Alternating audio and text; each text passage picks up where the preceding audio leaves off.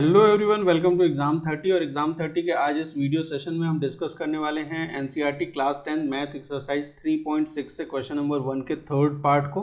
देखिए, question number 1 के third part में हमें क्या करना है, सबसे पहले इंस्ट्रक्शन समझ लेते हैं। Solve the following pair of equation by reducing them to the pair of linear equation. ये हमें पेयर ऑफ इक्वेशंस गिवन है, इसको सबसे पहले हमें रिड्यूस करना है लीनियर इक्वेशन के फॉर्म में, और फर्दर हमें इसे सॉल्व करना है, एक्स और वाई की वैल्यू कैलकुलेट करनी है इसमें हमें। तो ये एक्सरसाइज 3.6 के क्वेश्चन नंबर 1 के थर्ड पार्ट को डिस्कस कर रहे हैं। तो देखिए, यहाँ पे जो इक्वेशन गिवन है वो क्या है, 4/x plus 3y is equal to 14, और दूसरी इक्वेशन क्या है, 3/x minus 4y is equal to 23। ये 4/x है, यहाँ पे 3/x है। अगर आप 1/x को m या a मान लीजिए a मान लिया मैंने, है ना, 1/x को a मान लिया, और ये 1/x सब्स्टिट्यूट कर दीजिए ये दोनों इक्वेशन में। मान लीजिए ये इक्वेशन हमारी 1 है और ये हमारी इक्वेशन 2 है, तो 1/x को a हमने माना है, इसको सब्स्टिट्यूट करना है हमें इन दोनों इक्वेशन में। तो ये इक्वेशन कैसे चेंज हो जाएंगी, जहाँ पे 1/x है यहाँ पे 1/x है तो 4a हो जाएगा plus 3y is equal to 14। इसी तरीके से ये जो दूसरी इक्वेशन है कैसे चेंज हो जाएगी, 3/x है, मतलब ये 3a minus 4y is equal to 23 हो जाएगा। क्लियर है, यहाँ तक तो कोई प्रॉब्लम नहीं है। अब आपने इस इक्वेशन को, ये जो given pair of linear equations थे, बेसिकली इनको आपने लीनियर इक्वेशन में चेंज कर लिया है। अब क्या करना है इसे, अब इसे आपको सॉल्व करना है for the value of x and y। तो इस क्वेश्चन को हम सॉल्व कर सकते हैं आइदर बाय सब्स्टिट्यूशन मेथड और बाय एलिमिनेशन मेथड, किसी भी मेथड से सॉल्व कर सकते हैं।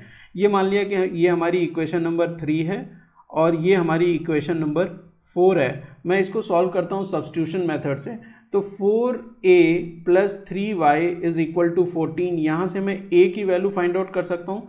तो from equation 3 4a plus 3y is equal to 14, a की वैल्यू यहाँ से फाइंड आउट करनी है, तो 4a is equal to 14 minus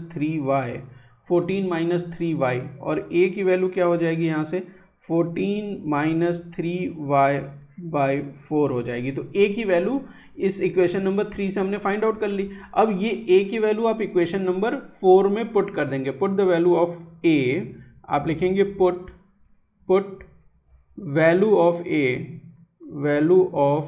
a in equation 4, है ना, फोर्थ वाली इक्वेशन में ये a की वैल्यू पुट कर देंगे। तो जहाँ पे a है वहाँ पे क्या आ जाएगा, 14 माइनस 3y बाई 4 आ जाएगा। तो यहाँ पे 3 इंटू 14 माइनस 3y बाई 4, दूसरे ब्रैकेट यहाँ पे क्या आ जाएगा, माइनस 4y, ये तो एज इट इज रहेगा, दैट इज इक्वल टू 23।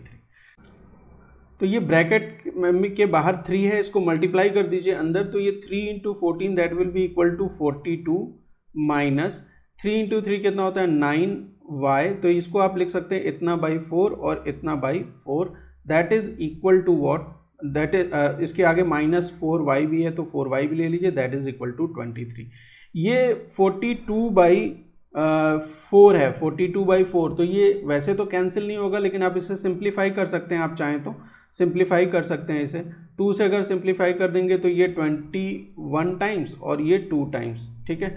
इस 21/2 को आप राइट हैंड साइड लेके चले जाइए, तो यहाँ पे क्या हो जाएगा, 23 माइनस 21/2 हो जाएगा।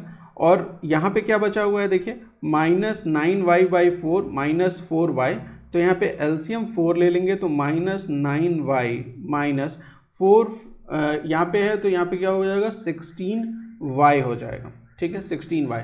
तो इसका मतलब क्या हो गया कि इसको फर्दर अगर हम सॉल्व करें तो यहाँ पे क्या आ जाता है, यहाँ देखिए, ये माइनस 9y है और minus 16y, that is equal to minus 25y by 4 हो गया।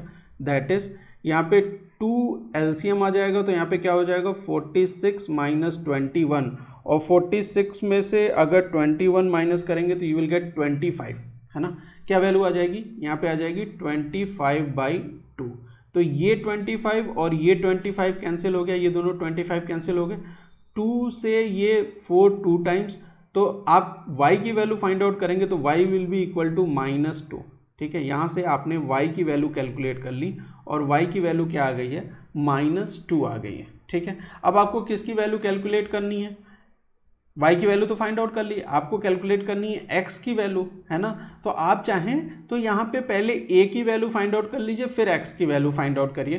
तो इन इक्वेशन 3 और इक्वेशन 4 में से किसी भी एक इक्वेशन में आप पुट करके a की वैल्यू फाइंड आउट कर सकते हैं, ठीक है। तो सबसे पहले a की वैल्यू फाइंड आउट कर लेते हैं, ठीक है। a की वैल्यू देखिए, a की वैल्यू मैं फाइंड आउट करता हूँ इक्वेशन नंबर 3 से, है ना। Put value of y in equation 3 में पुट कर दिया वैल्यू ऑफ y। तो 4a प्लस है, यहाँ पे प्लस 3y है, तो ये y तो -2 है ना, तो -2 और 3 कितना हो जाएगा, -6 हो जाएगा। -6y इज इक्वल, -6 खाली होगा, y तो हट गया, y की तो वैल्यू पुट कर दिया हमने, दैट इज इक्वल टू 14। इसका मतलब कि 4a इज इक्वल टू, ये 6 इधर आएगा तो ऐड हो जाएगा, दैट इज इक्वल टू 20। इसका मतलब a इज इक्वल टू 5।